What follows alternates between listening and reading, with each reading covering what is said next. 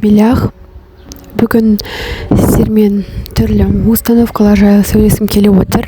Менен дым шықпайды, қолымнан түк келмейтін секілді. Осы мен бірдеңе бастасам, қайтадан тастап кете беремін деген түрлі біздің санамыздағы ойлармен жұмыс. Бірінші мен осы сөзімді бастамас бұрын мынадай нәрсе айтып өтейін. Бізде жалпы миымызда көптеген шектеулер бар да, соған байланысты біз қазіргі уақытта көптеген түрлі ерте тұр, жүгір, дұрыс тамақтан деген өмірімізді жақсартатын көптеген бізге айтылатын кеңестер бізге әрекет етпеуі мүмкін. Сондықтан да мен сіздерге ештеңе де ойламада ерте тұр деп айта аламын, бірақ та оның қаншалықты тұру оның қиын екендігін мен түсінемін, және де оны тұру үшін біздің миымыздағы көптеген блоктарды, шектеулерді барлығын біртіндеп құлыпты шешкендей шешіп отыруымыз керек. Мұнда бастайық. Неліктен біздің миымызда менен дым шықпайды деген нәрселер бар. Біз көбінесе басқа адамдармен өзімізді салыстырамыз. Ой, осымен де бірдеңе бір керемет болады дейсің бе деген секілді ойларымыз расында айтамыз көп. Сондай таракандар жалпы барлық адамда бар, бірақ та мықты ол ешқандай да қорқынышсыз бірден кетіп қалған адам емес, ол қорқып құлап қайтадан тұрған адам. Бұл жерде бірінші қандай себептер болуы мүмкін? Бірінші себеп, сол себеп арқылы біз оның түп негізін жұлып тастап дұрыс нәрселерді еге аламыз. Бұл қателесуден қорқу. Егер де ол провал болып қалса ше, егер де шықпай қалса ше, мен жетістікке жетпей бүкіл уақытым босқа кетіп қалса ше деген қорқыныштар. Бірінші мен айтқым келеді, ешқашан әрекет етпейтін адам ғана қателеспейді. Яғни сіз әрекет ететін болсаңыз, міндетті түрде қателесесіз, және де қателесу ол норм, қателесу ол қарапайым, ол заңды нәрсе. Қателесу арқылы өзіңізге тәжірибе жинайсыз, сол арқылы сіз өсесіз. Яғни қателесуді біз миымызға шектеу ретінде қабылдамауымыз керек. Яғни қателесу бізге үлкен мүмкіндіктерді ашады. Тіпті сіз қаншалықты қателеспеймін деп тырысқан сайын, сіз бір орында тұра бересіз. Тек қана тым әрекет етпесеңіз, сол кезде ғана сіз қателеспейсіз, отыра бере аласыз. Егер де сіз шешім қабылдадыңыз ба, кішкентай бала секілді бірден дайын нәрсені ауызға тығуға ұмтылмай, керісінше сіз әрекет етіп, қандай нәтиже болса да оған мойынсұну. Яғни біздің жасайтын тарапымыз, біздің тарапымыздан жасалатын нәрсе ол 100% біздің қолымыздан не келеді, барлық мүмкіндіктерді жасау, және де қалғанын Аллаға тапсыру. Бұл кезде қателесіп бірдеңе шықпай қалса ше деген нәрсе, осы кезде біз Аллаға деген сеніміміздің жоқтығынан пайда болады. Яғни бізде мынадай сенім болуы қажет. Мен қандай нәрсе істесем де ол мен үшін хайырлы, және де Алла маған жамандықты тілемейді. Алла мені жақсы көреді, және де бұл жерде Алла туралы жақсы ойлауымыз керек. Мынандай құдси хадис бар. Сендер мен туралы, құлдарым мен туралы қандай ойда болса, мен оларға сондай болып көрінемін, сондаймын, мен оларға сондаймын. Егер де Алла мейірімді, Алла беруші, Алла маған жаман нәрсені қаламайды дейтін болсаңыз, әлбетте сіз сондай нәрсені өзіңізге тартасыз. Яғни Аллах расында сондай мейірімді, өзіңізге сондай дұрыс установканы қойыңыз.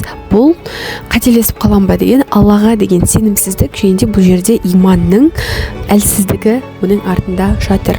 Одан кейінгі екінші мәселе, менен дым шықпай қалады деген нәрселер негізі көбінесе анау мынандай барлығы керемет жетістікке жетеді. Мен осы бір өмірі бір құлайымда жүрем, әйтеуір бірдеңе менен дым шықпайды, мен қолымнан дым келмейді деген көп нәрселер бар да. Яғни бұл жерде бізде не болып тұр? Салыстыру. Ана адамды өзімен салыстыру. Ал салыстыру біз қандай нәрселерден көреміз? Мысалы, біз оны аузубилляхтан да көрсек болады. Ол мүлде жаман нәрсе, яғни ол соның басын бастап берген. Ал Адам алейхиссалям, Адам атамыз жаратылған кезде басында қарсылық көрсетіп, ол топырақтан жаратылды, мен оттан жаратылдым, мен оған сәжде жасамаймын мен одан күштірекпін деп салыстырып жасаған ол бірінші Аузубиллах болатын. Сондықтан да оны қайталамай, салыстыру жамандықтан екендігін түсініп, сіздің өзіңіздің сара жолыңыз бар, өзіңіздің бірегей жолыңыз бар, және де сіздің жолыңыз оған ұқсамайды. Мейлі қателесулер бола берсін, бірақ та ол сіз үшін қайырлы. Сіз үшін ол болашақта үлкен жеңістерге әкеледі, және де кейін соның барлығын сондай қуанышпен, Аллаға деген шексіз шүкірлікпен еске алып отыратын боласыз. Яғни бұл жерде мысалы сіз олар сондай күшті деген кезде тағы да бір мәселені қозғап кеткім келіп тұр. Сізден тым шықпайды дегенді қозғап тұрсыз, бірақ та адамның жеңістерін көріп тұрсыз. Сол кезде әлбетте ішіңізде туф, неге менде болмайды осы, анада болмаса деген кішкене көре алмаушылық немесе қызғаныш болуы мүмкін. Осы кезде не істейміз? Мен естеріңізде болса алдыңғы аудио подкасттарда айтып өткен болатынмын, айна деп, яғни біз айналадан біздің ішімізде бар нәрсені көреміз. Егер де сіз бұл жаңа айтпақшыдай негатив нәрселерге ғана жұмыс істемейді, бұл позитивке де. Егер де сіз басқа адамдардың жетістіктерін, басқа адамдардың жақсы тұстарын көрсеңіз, және де ішіңізде қызғаныш оянатын болса, яғни сіздің ол адамнан сол күшті жетістікті көріп тұрғаныңызда бекер емес. Яғни сізде оны іске асыруға, жасауға деген үлкен потенциал бар. Оны есіңізде ұстаңыз. Сіздің қолыңыздан ол келеді. Мысалы қарап тұрсаңыз, егер соны жасай алмайтын болсаңыз, мүлде сіз оны даже қаламас едіңіз, мен сөйтіп жасағым келеді деп. Мынандай нәрсе бар да, Алла сен жасай алмайтын істі ойыңа салмайды. Егер де сенде арман болатын болса, топ қой, Алла тағала сол арманды жүзеге асыруға керек энергияны саған бірге қосып жібереді. Осындай керемет нәрсе бар, яғни бұл миды үлкен мозгқа келетіндей нәрсе. Бірақ осыны ары қарай біз әрекетке жалғастыруымыз керек. Осы нәрсені сіздерге өте қатты түсіндіргім келді. Яғни мысалы сіз керемет бір мысалға кім болдыңыз делік. Мысалы сіз керемет спортшысыз делік та, үлкен жеңістерге жеткіңіз келеді, тамаша, сондай күштісіз, бірақ та бір басқа күштірек спортшы бар, сіз соған сол секілді болғыңыз келеді. Сол спортшы болғыңыз келеді, сол кішкене қызғанып қарайсыз, той деген секілді сондай жан дүниеңізде сезімдер болады да. Сол кезде енді бір басқа адамға қараңыз. Мысалы басқа бір адам әнші делік, ол әншілігінде керемет жетістіктерге жетіп жатыр да, содан кейін сіз оны отырып алып деп оны қызғанып отырмайсыз да, әнші деп қуанып қана қарайсыз. Неге? Себебі сізде негізі сіз өзіңіздің бойыңызда әншілікке байланысты қасиеттеріңіз жоқ деп санайсыз. Негізі бар болуы мүмкін, бірақ та сіздің қызығушылықтарыңызда емес ол нәрсе.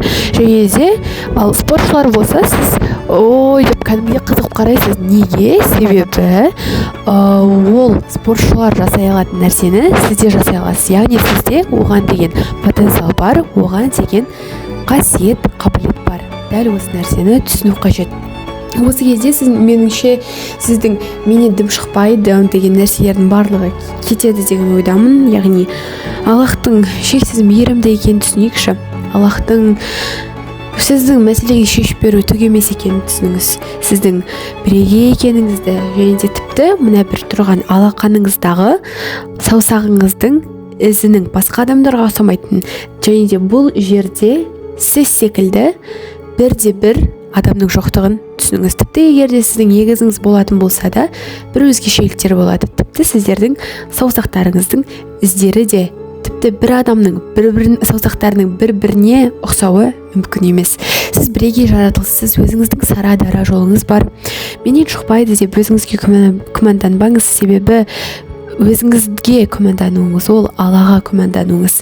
Егер де сіз мен ақ бір жаманмын деп қабылдайтын болсаңыз, сіз өзіңіздің жаратылысыңызда қателіктің бар екенін меңзеп тұрсыз. Ал сізді жаратқан кім? Алла тағала. Яғни сіз Алла тағаладан мініздеп тұрғаныңыз ба? Ал Алла тағала мінсіз. Алла сондай шексіз мейірімді. Сондықтан да сізден барлығы да мүмкін. Ойыңыздағы шектеулерді алып тастаңыз. Егер де дәл қазірден өзгеріп бастамасаңыз кеш болуы мүмкін. Сондықтан да ертеңге қалдырмай ересек позицияға өтіп, ниетіңізді әр кезде жаңалап өзгеруді бастаңыз, өзгеруді қолға алыңыз. Егер де бүгінгі аудио подкаст ұнаса, көп адамға пайдалы болу үшін тіркеліп, лайк басып, және де жақындарыңызға жіберу арқылы сауапқа кенеліңіз.